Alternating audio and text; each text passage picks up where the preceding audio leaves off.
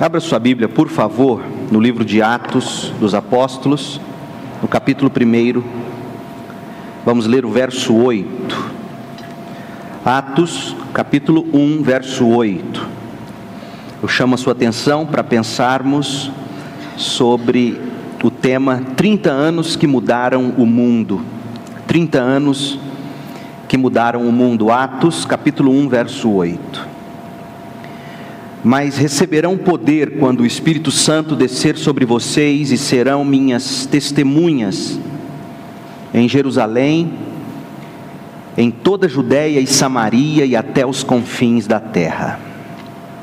Semana passada nós iniciamos uma série de mensagens no livro de Atos. Atos dos Apóstolos é um livro fascinante. Quando a gente lê esse livro, e eu já quero desafiar você a ler e reler esse livro ao longo do tempo que passaremos juntos com o livro de Atos, seria bom se você conseguisse ler esse livro pelo menos uma vez por semana. Se você dividir aí bem divididinho, tenho certeza você vai conseguir lê-lo uma vez por semana. Esse livro é fascinante. Quando a gente lê o Atos dos Apóstolos, ou os Atos dos Apóstolos, a gente identifica no livro uma dezena de temas que são cruciais para a igreja e ao mesmo tempo cativantes. Temas tais quais cristianismo, igreja, ministério, pregação, conversão, salvação, Espírito Santo, missões, evangelismo, discipulado, plantação de igreja, formação de líderes, estilo de vida cristã, perseguição e martírio, oração, compaixão e graça. Irmãos, os temas são diversos, são cruciais e são cativantes. Nós, para usarmos a linguagem de Martin Lloyd-Jones, poderíamos dizer que nós precisamos muito desse tônico divino. O livro de Atos é um tônico para as nossas almas.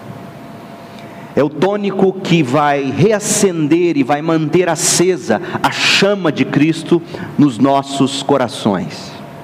Então, além do estímulo que nos traz, Atos dos Apóstolos também apresenta a expansão do cristianismo, de Jerusalém até Roma, de Jerusalém passando por Judéia e Samaria até os confins da terra. Isso nós vimos em forma geral semana passada. Mas o que é impressionante, isso eu quero mostrar a você, tudo isso aconteceu em apenas 3 décadas. Em 30 anos o Evangelho saiu de Jerusalém e chegou a Roma. A história narrada por Lucas, ela aconteceu aproximadamente entre os anos 33 e 64 depois de Cristo. E aqueles anos iniciais, aqueles 30 anos iniciais do cristianismo mudaram o mundo. Não é exagero dizer isso. A igreja de Cristo, daquele tempo até hoje, cresceu ao ponto de se tornar o maior grupo religioso do mundo. Apesar de que as estatísticas revelam que em pouco tempo o islamismo terá se igualado ou talvez até ultrapassado o cristianismo, mas atualmente, com mais de 2 bilhões de adeptos, o cristianismo representa 1/3 da população mundial. Agora, mais importante do que o número, que é impressionante, o que é indiscutível é o impacto que o cristianismo causou na civilização, na cultura, na família, nos costumes, na educação, nas ciências, na medicina, na liberdade e nos direitos sociais. É indiscutível o que o cristianismo fez e ainda faz. Mas sabe o que é mais impressionante? A sementeira de tudo isso, o período quando essas conquistas fincaram raízes que mudaram a civilização. Tudo isso aconteceu nos 30 anos narrados no livro de Atos dos Apóstolos. As raízes desse movimento, as raízes desse grande impacto cresceram e se solidificaram e se entranharam nos 30 anos iniciais da era cristã, entre 34 e 64 aproximadamente depois de Cristo. É por isso que eu quero começar fazendo duas perguntas. O que nós podemos aprender desses cristãos que em tão pouco tempo conseguiram, literalmente falando, virar o mundo de cabeça para baixo? Quais são as atitudes deles que nos ensinam e nos inspiram? A outra pergunta é a seguinte: deixando de lado as diferenças culturais e as singularidades históricas, o que as atitudes e o estilo de vida da igreja primitiva trazem hoje de implicações para a Segunda Igreja Batista em Goiânia? Nós olharemos para esse livro fazendo sempre essas duas perguntas: o que eu aprendo, o que a igreja aprende com as atitudes dos primeiros cristãos, com as atitudes da igreja primitiva, que em tão pouco tempo, em apenas 30 anos, fincou raízes, que produziu uma planta que foi capaz de impactar o mundo. A gente precisa, irmãos, abraçar individualmente e coletivamente o padrão de como Deus age e de também como Deus intervém para fazer o seu reino avançar. A Segunda Igreja Batista em Goiânia precisa continuar escrevendo a sua história, a história da igreja. Mas isso só será possível se nós tivermos a mesma paixão, a mesma dedicação encontradas nos primeiros crentes, reveladas aqui no livro de Atos dos Apóstolos. Então, para a gente compreender alguma coisa da magnitude, do tamanho dessas conquistas, das conquistas dos primeiros cristãos, antes de nós mergulharmos no livro de Atos, a gente precisa entender duas coisas. A primeira delas é a seguinte: quais eram as forças que ajudavam os primeiros crentes? E segundo, quais eram as forças que agiam contra eles na cultura em que eles estavam? O que eles tinham pró e o que eles tinham contra o cristianismo naqueles dias. E essas duas forças foram forças substanciais, e você vai verificar comigo que essas forças atuam ainda hoje, talvez até de forma mais evidente. Comecemos pelas forças que os ajudaram, as 3 vantagens que os primeiros crentes tinham. Há um livro muito bom, que em português infelizmente já está esgotado. Eu usei uma cópia emprestada do pastor Roberto Amaral. Foi escrito por um autor chamado Michael Green, Evangelização na Igreja Primitiva. E já no primeiro capítulo, Os Caminhos da Evangelização, ele aponta o cenário, o contexto histórico dos primeiros crentes e nos mostra a conjugação de 3 elementos que beneficiaram a expansão da igreja. Em primeiro lugar, existia a paz romana. A paz romana. Durante quase 100 anos, o Império Romano foi rasgado por guerras civis, até que César Augusto, em 31 a.C., ascendeu-se ao trono. E aí, desde César Augusto, a paz reinou pelo império. Trouxe estabilidade, trouxe boas comunicações, estradas e segurança. As estradas dos romanos, seguras para viagem, beneficiaram não apenas o comércio. Nós podemos dizer que o Império Romano foi o primeiro império mundial a popularizar, por assim dizer, a globalização. É o berço de tudo isso. Então essas estradas seguras deu aos primeiros cristãos rapidez e segurança para viajar. As viagens missionárias de Paulo teriam sido impossíveis noutro tempo. A paz romana. Depois tem a cultura grega. A língua grega, a língua oficial, a maioria deles falava o grego, apesar de que a oficial era o latim.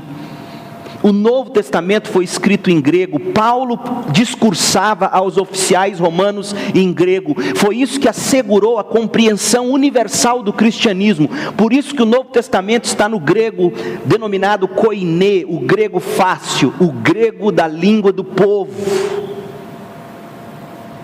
Então você tem estradas fáceis, você tem segurança para viagem, você tem uma língua que é universal, por assim dizer. Então você tem a facilidade. Agora, o pensamento grego também influenciou muito. A gente não pode separar a língua grega do pensamento grego. Os gregos já faziam seus discursos e escreviam seus textos de uma forma tal que o cristianismo facilmente pôde se apropriar daquele vocabulário e disseminar assim a sua fé. Agora, outro fato curioso: os cristãos não foram os primeiros a combater as crueldades, os adultérios, as traições, as guerras e as mentiras que os gregos atribuíam aos seus deuses. Os filósofos já criticavam esse politeísmo paganizado. Platão e Aristóteles, por exemplo, eles foram quem primeiramente impulsionaram esse movimento em direção ao monoteísmo. Então, quando um apóstolo subia e criticava o politeísmo pagão, o povo já conseguia identificar ecos de homens como Platão e Aristóteles, que combatia de alguma forma tudo aquilo. A língua grega, o pensamento grego, a religião ou as religiões gregas, religiões emotivas, religiões entusiásticas, para o bem ou para o mal, já existiam no mundo greco-romano. Tais religiões, prestem bem atenção, elas se propunham a ajudar as pessoas nos seus problemas cotidianos, ajudar as pessoas a resolver o problema da culpa, oferecendo perdão, ajudavam as pessoas a ter intimidade com seus deuses, garantia às pessoas a imortalidade da alma. Ou seja, ao mesmo tempo que os gregos estavam abertos para a espiritualidade, eles eram totalmente pagãos. O cristianismo nasce num momento onde todos estavam abertos às religiões emotivas, entusiásticas, haviam rituais, haviam sacrifícios. O que a gente hoje ouve falar de religiões de mistério, de ocultismo, de paganismo, de sacrifício, era algo comum e corriqueiro no dia dos apóstolos. Então você tem a paz romana, você tem a cultura grega. Por exemplo, nos Atos dos Apóstolos, a gente já descobre que o mundo dos dias dos apóstolos era um mundo dado à religião esotérica. A história nos conta que na Ásia Menor, onde estão aquelas 7 igrejas do Apocalipse, na Ásia Menor havia o culto à deusa chamada Cibele. Na Grécia, adorava-se Dionísio. No Egito, Ísis e Osíris. Na Pérsia, Mitras. E todos esses deuses, veja bem, olha o que eles prometiam em essência: perdão, pureza, prosperidade e imortalidade. Irmãos, qualquer semelhança com os nossos dias não é mera coincidência. O cristianismo nasce para o bem ou para o mal, num mundo onde as estradas e a paz romana beneficiavam-os, onde a língua, o pensamento e as expressões de fé gregas os ajudavam. O cristianismo estava servido de pontes para continuar avançando com a chama do Evangelho de Cristo. Mas tinha outra coisa: a fé judaica. Os romanos nunca entenderam muito bem o povo judeu. Aliás, quem entende um judeu? Mas a maioria dos romanos respeitavam os judeus. Lembrem-se de que os judeus viviam num mundo conquistado e dominado pelos romanos.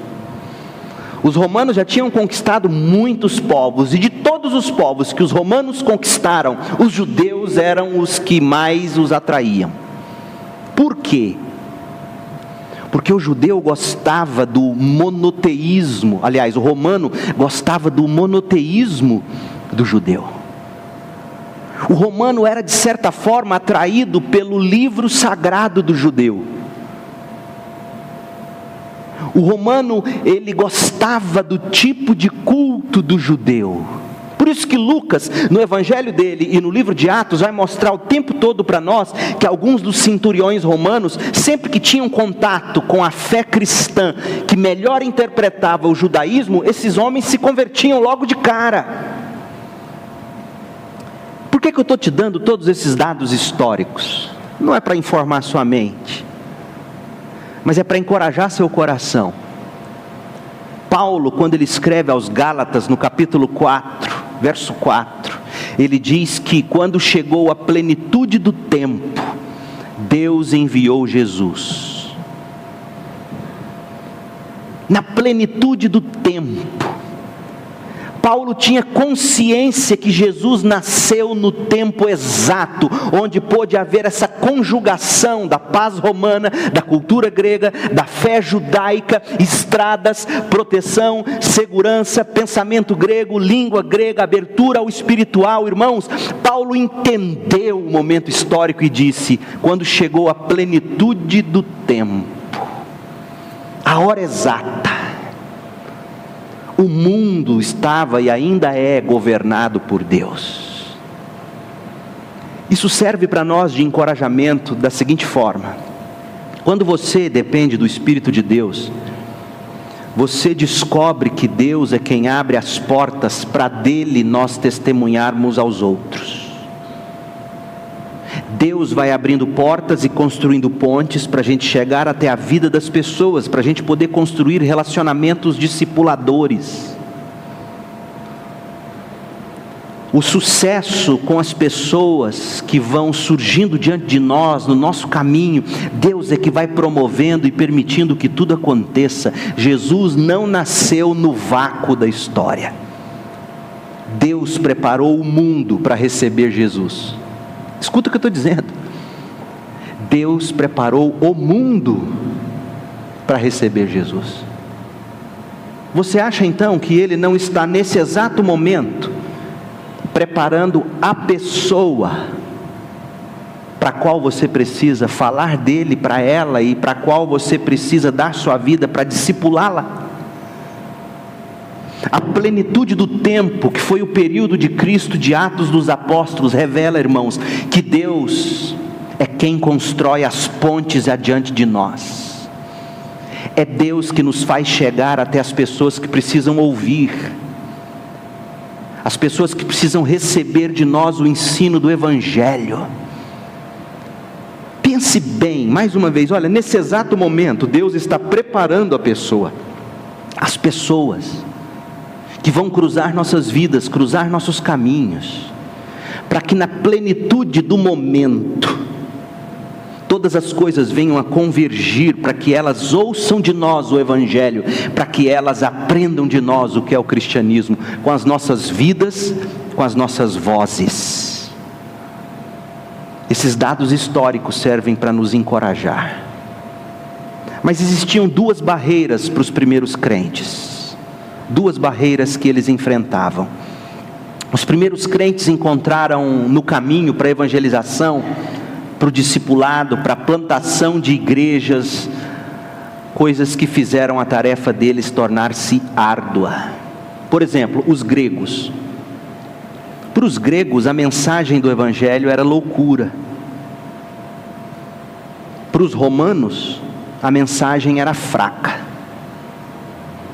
Por que para os romanos a mensagem era fraca? A mensagem era fraca porque Jesus foi quem ensinou o seguinte: se te baterem na face, dá a outra.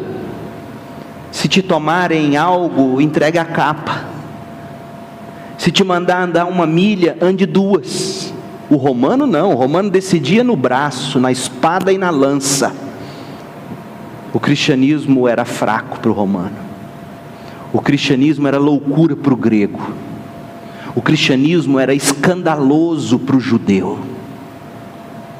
Quando você olha, por exemplo, para o judeu diz assim: os mensageiros desse tal cristianismo são homens incultos, são homens iletrados.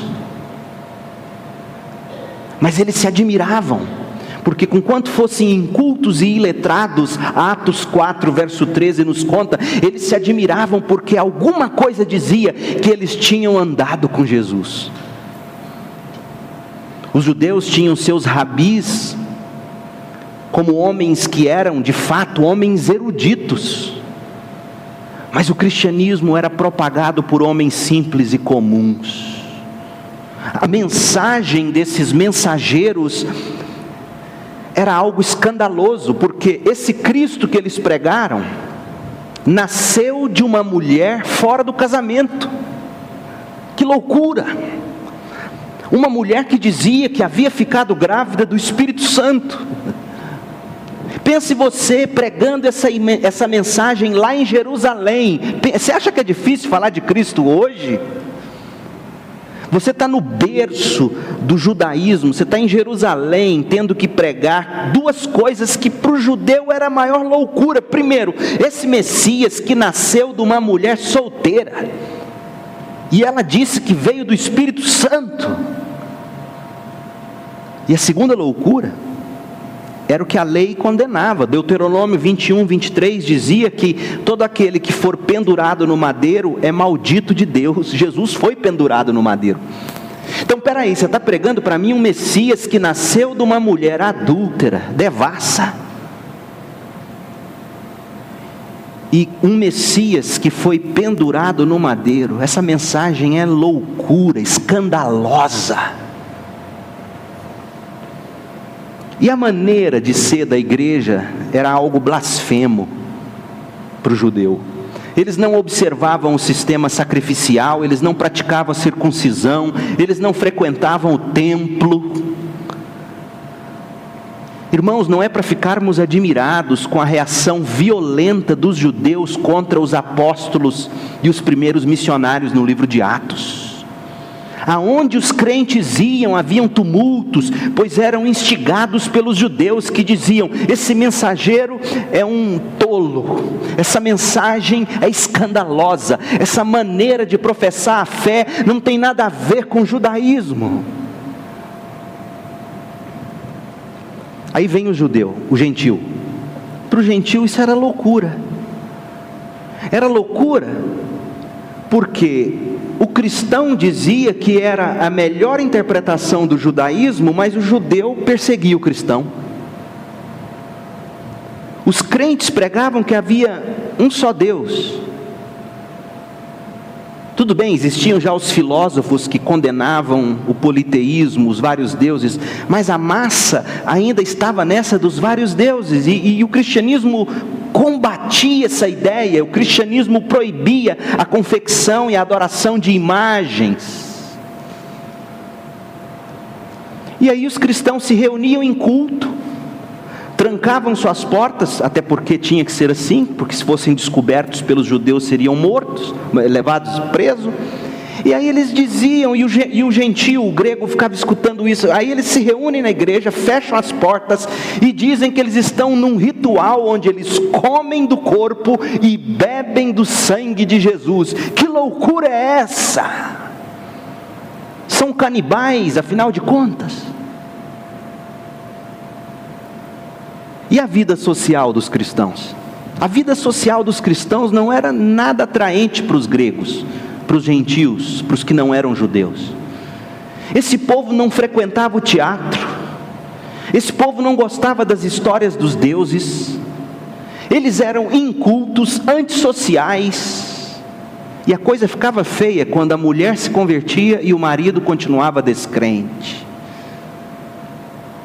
Gente, em cada área da vida, o crente daquele tempo enfrentava dezenas de obstáculos. Se a gente acha difícil falar de Jesus hoje, aqui no Ocidente, a gente deve ser grato a Deus por não ter nascido nos dias da igreja primitiva.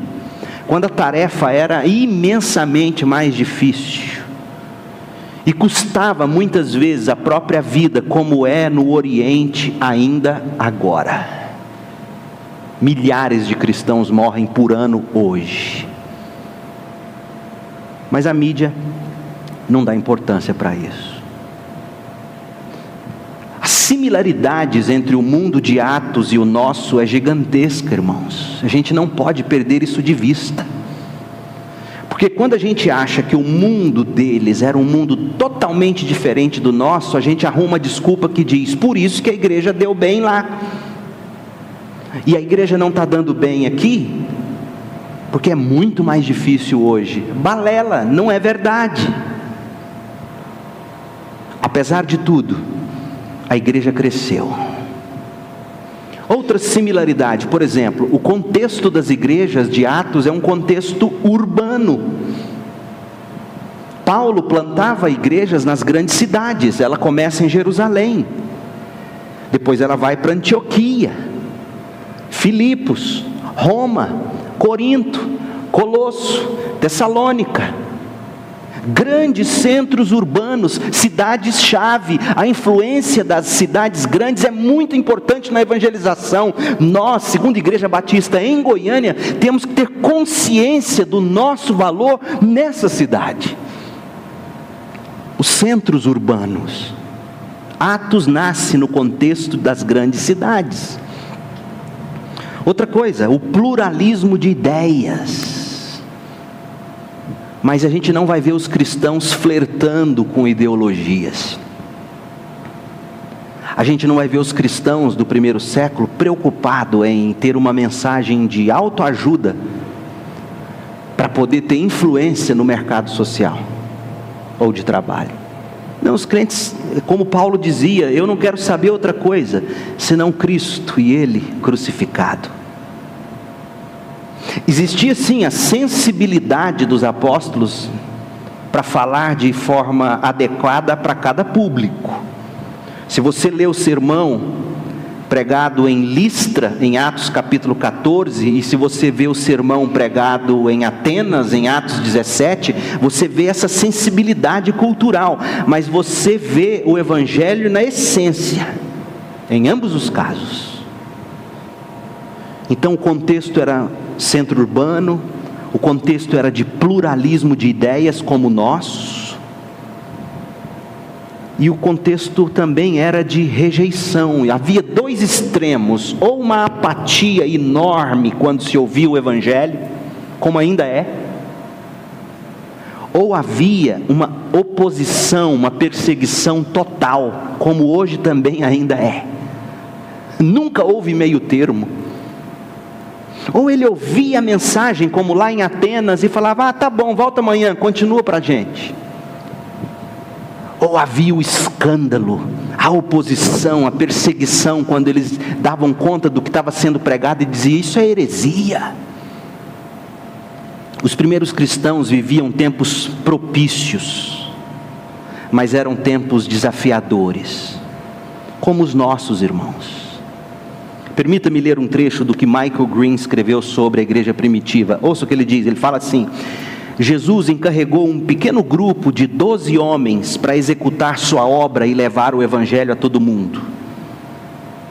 Esses homens não eram pessoas importantes.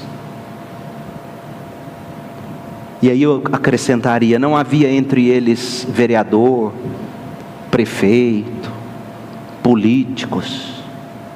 Eles não eram pessoas importantes, nem bem instruídas, e também não tinham atrás de si pessoas influentes. Não eram ninguém em seu país, e de qualquer forma, seu Israel não passava de uma província de segunda classe, na extremidade oriental do mapa romano. Se eles tivessem parado para avaliar as chances de sucesso de sua missão, mesmo tendo a convicção de que Jesus estava vivo, e que seu Espírito os acompanhava para equipá-los para a sua tarefa, eles teriam desanimado. Tão grandes eram as condições adversas. Como eles conseguiram? Essa é a pergunta. Mas mesmo assim eles conseguiram, fecha aspas. Irmãos, como eles conseguiram? O que eles fizeram em apenas 30 anos, que foi revolucionário e impactante naqueles dias, e ainda é hoje, agora? A síntese de tudo isso está em Atos 1:8. Volte-se para Atos comigo, Atos capítulo 1, verso 8. O que nós temos em Atos 1:8 é um resumo de tudo o que nós vamos encontrar na caminhada pelo livro. Você e eu podemos enxergar aqui em Atos dos Apóstolos 4 princípios, Atos 1:8, que, quando colocados em prática, mudaram o mundo. Irmãos, eu não tenho dúvida, nós não estamos transformando o mundo porque não estamos vivendo esses 4 princípios. Lembra que eu falei para você que a gente precisa olhar para Atos sempre fazendo 2 perguntas, eu e a segunda igreja? Se eu não colocar em prática tais princípios, eu não vou ver o mundo ao meu redor ser transformado. Se a minha igreja, a segunda igreja, não colocar em prática os 4 princípios, ela não vai mudar o mundo. Billy Graham foi quem disse certa vez que o mundo não estava precisando de mais crentes. O mundo está precisando de crentes melhores. Tem crente demais, gente. Ou pelo menos se dizendo crente. Tem crente demais. O problema é que o crentismo, para não dizer cretinagem, não influencia nada. 30 anos que mudaram o mundo. Por quê? Em primeiro lugar, mudaram o mundo em 30 anos por causa da mensagem. Serão minhas testemunhas, diz Atos 1:8. Testemunhas de alguém. Testemunhas, ouça bem, não de uma fórmula para fazer a igreja crescer. Tem muita igreja ensinando e pregando como fazer crescer a igreja. Tem muita gente ensinando fórmulas, receitas. Mas vem Jesus e diz: vocês têm que ser minhas testemunhas. Eu sou o centro. Eu sou o cerne. Eu sou o conteúdo da mensagem. E aí faça um exercício, começando a ler Atos hoje. Creio que você vai fazer isso hoje à tarde. Comece a ler Atos. Leia Atos uma vez por semana, até a gente terminar a série. E você vai descobrir que sobre Cristo eles falavam 3 coisas: a pessoa, a vida dele, a vida de Jesus, a morte e a ressurreição. Irmãos, a mensagem da igreja que mudou o mundo em apenas 30 anos não era de autoajuda, não era psicologia pop, não era marxismo batizado de cristianismo. A mensagem era Cristo, a mensagem era a cruz, a mensagem era a vida, a morte e a ressurreição do Senhor. A mensagem não era de prosperidade, pelo contrário, negar a si mesmo, tomar a cruz, sofrer a vergonha e o escárnio. Essa era a mensagem. Enche igreja hoje pregando isso. A mensagem era Cristo. Paulo, olha Paulo, 1 Coríntios 2, ele entendeu o que Jesus disse em Atos 1:8, serão minhas testemunhas. Ele diz assim, ele chega em Corinto, cidade importante, cidade culta, cidade grande, e ele diz: eu mesmo, irmãos, quando estive entre vocês, não fui com discurso eloquente, nem com muita sabedoria para lhes proclamar o mistério de Deus, pois decidi nada saber entre vocês. Olha só, não é que ele não soubesse muita coisa, ele decidiu não derramar neles tudo o que ele sabia. Eu decidi nada saber entre vocês, a não ser Jesus Cristo e este crucificado, e foi com fraqueza, temor e com muito tremor que estive entre vocês. Então quando você, diante de alguém para quem você tem que falar de Jesus, diante de alguém para quem você tem que oferecer o discipulado cristão, se você se sentir fraco, se você tiver medo, Paulo também teve. Minha mensagem e minha pregação não consistiram de palavras persuasivas de sabedoria, mas consistiram de demonstração do poder do Espírito, para que a fé que vocês têm não se baseasse na sabedoria humana, mas no poder de Deus. Irmãos, o dia que a gente encarnar essa mensagem, o dia que a gente pregar essa mensagem como deve ser, a vida de Cristo, a morte de Cristo, a ressurreição de Cristo, o dia que formos de fato testemunhas do Cristo, e não da igreja, e não da denominação, e não da filosofia de ministério, e não testemunhas da mensagem que te faz ser bem sucedido, que te faz fechar o negócio durante a semana, que te faz prosperar. O dia que a gente conseguir ser testemunhas do Cristo, a gente vai mudar o mundo. Segundo, mudaram o mundo em apenas 30 anos por causa do método. Do método. Serão minhas testemunhas. O que é ser uma testemunha? O que significa testemunha? Significa alguém que carrega na vida e na voz aquilo que ela testificou, aquilo que ela viu. É alguém que, tendo tido um encontro com Jesus, alguém que tenha visto o Cristo e se salvado pela graça por meio da fé, é alguém que agora na vida e na voz comunica.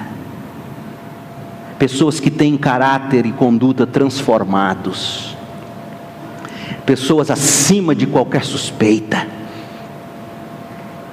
porque não basta ser honesto, não é o que a gente tem dito dos políticos, tem que parecer honesto.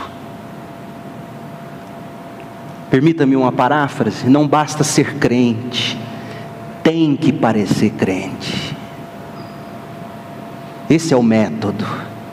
Tem que ter cheiro de cruz, tem que ter cheiro de sangue, tem que ter cheiro de terra, tem que ter cheiro do Evangelho. Esse é o método. Eles estavam testemunhando publicamente e particularmente. Eles evangelizavam, eles discipulavam, eles oravam, eles adoravam a Deus, eles exerciam compaixão e graça, eles formavam líderes, eles plantavam igreja. Esses eram os métodos. A Junta de Missões Nacionais da Convenção Batista Brasileira, graças a Deus, acordou para isso. Hoje o programa da Junta chama-se Igreja Multiplicadora.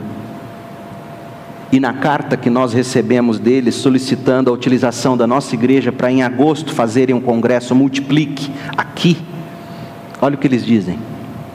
O que é a visão de igreja multiplicadora? Em um movimento de retorno aos princípios do Novo Testamento, a igreja multiplicadora é uma visão de desenvolver a multiplicação intencional de discípulos, baseada em 5 princípios bíblicos para o crescimento. Quais são? Oração, existe em Atos.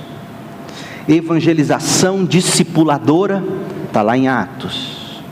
Plantação de igrejas, está lá em Atos.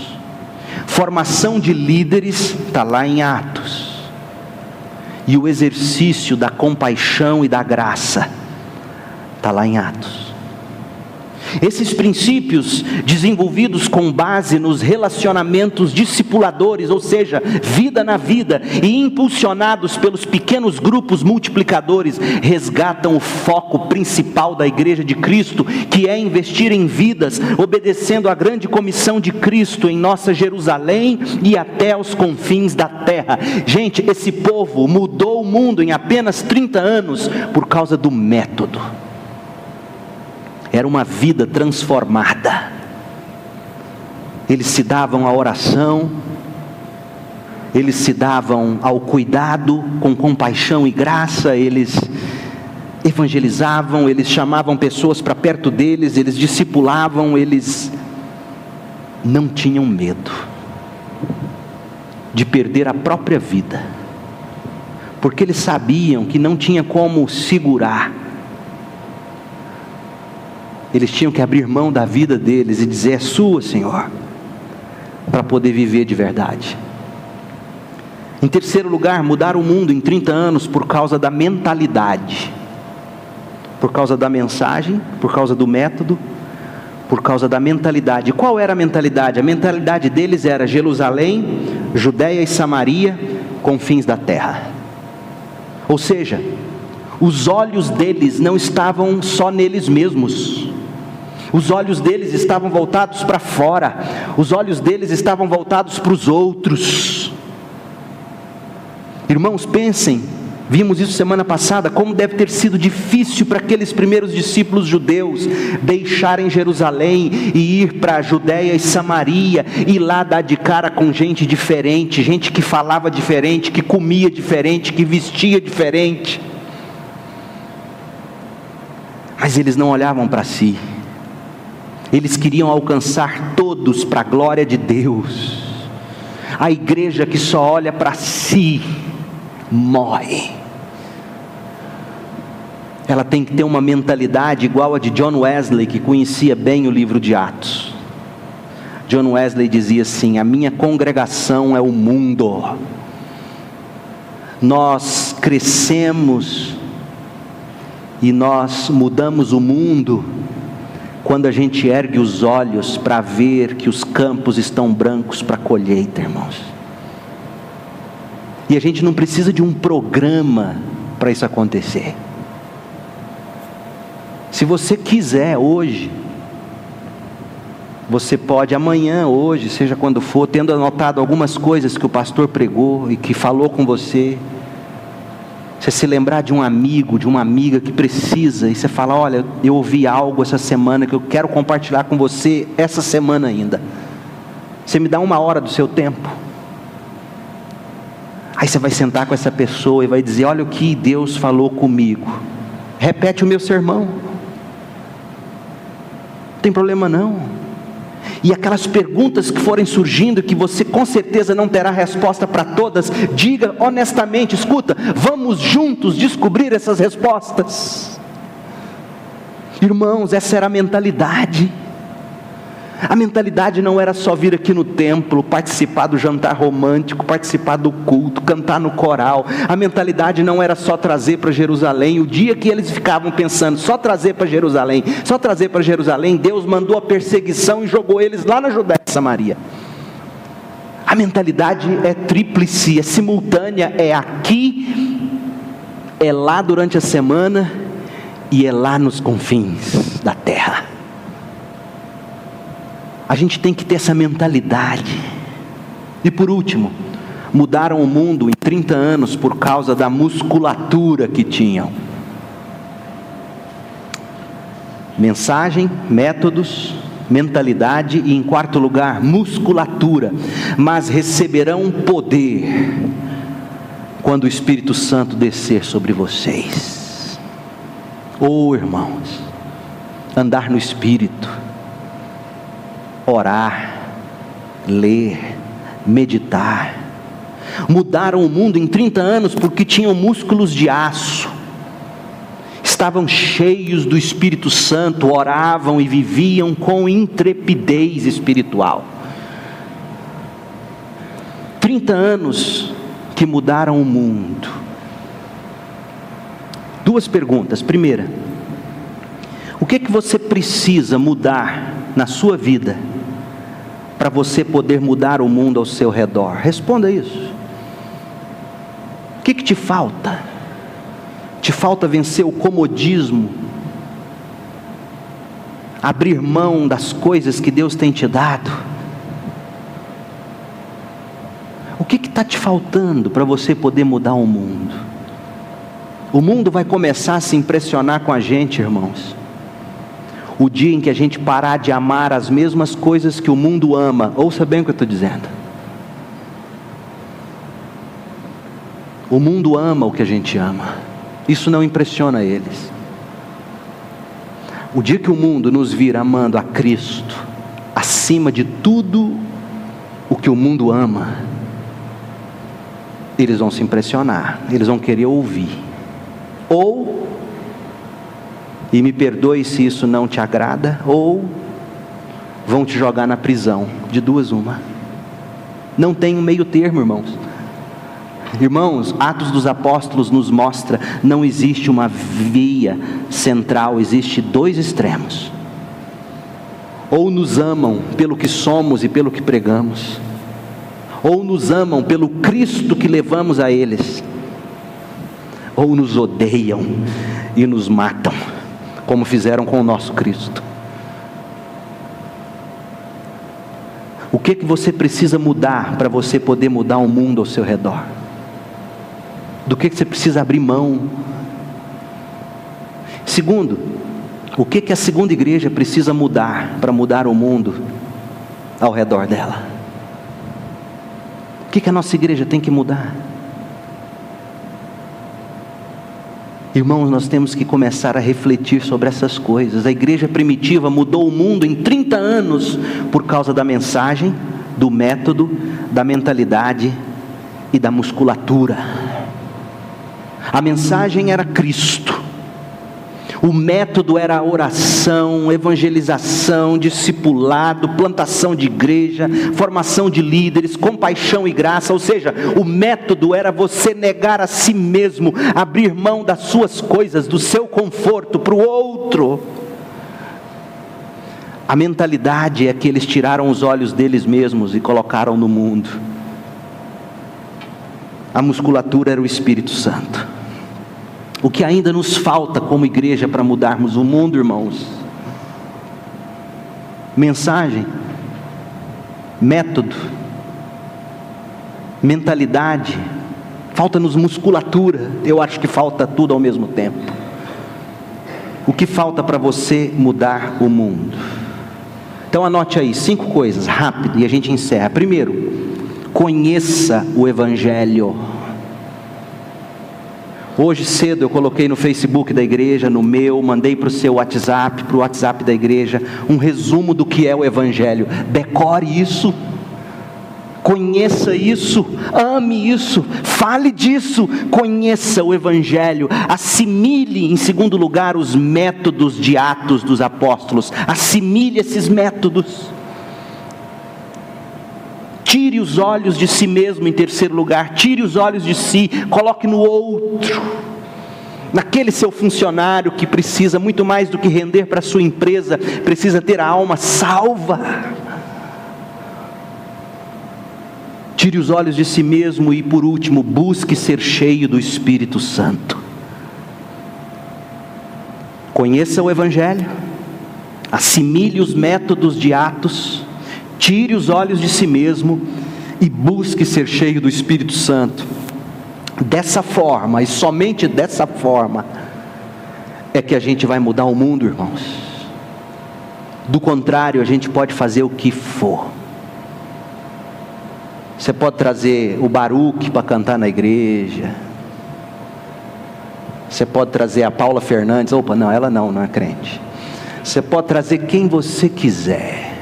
Fazer o programa que for, você vai encher por uns dias, depois, mas se a gente conhecer o Evangelho, se a gente amar o Evangelho, se a gente assimilar os métodos de Atos dos Apóstolos, se a gente tirar os olhos da gente, se a gente buscar ser cheio do Espírito, deixa eu te contar um segredo que está revelado em Atos: o mundo não nos segura, as portas do inferno não prevalecem. Ó Deus, em nome de Jesus, que o Senhor nos agracie com tudo que ouvimos aqui. Que sejamos uma igreja que ama e conhece o Evangelho, que assimila e que vive os métodos de Atos dos Apóstolos. Um povo cujos olhos não estão em si mesmos, estão em Jerusalém, Judeia e Samaria e até os confins da terra. Um povo que busca ser cheio do Espírito, ó Deus. Dá-nos isso para a glória do Teu nome. Em nome de Jesus nós oramos. Amém.